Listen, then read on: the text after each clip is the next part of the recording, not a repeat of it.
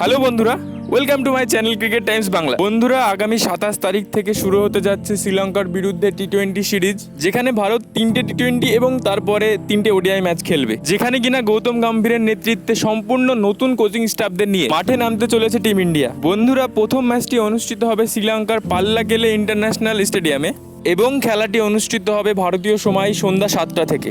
এবারে আসি বন্ধুরা, তোমরা খেলাটি কোথায় দেখবে সেই বিষয় নিয়ে। ভারতের শ্রীলঙ্কা সফরে প্রত্যেকটি ম্যাচ অনুষ্ঠিত হবে সোনি নেটওয়ার্কে। তোমরা যারা টিভিতে খেলা দেখতে চাইছো তারা সোনি নেটওয়ার্ক ফলো করতে পারো, এবং যারা মোবাইলের মাধ্যমে সরাসরি খেলাটা দেখতে চাইছো তোমরা কিন্তু সোনি লিভ যে অ্যাপটি রয়েছে সেটা প্লে স্টোর থেকে ডাউনলোড করে নিতে পারো, এবং সোনি লিভের সমস্ত ভারত বনাম শ্রীলঙ্কার সমস্ত খেলা তোমরা ওখানে দেখতে পাবে। বন্ধুরা, এই দুটো আপডেটই দেওয়ার ছিল।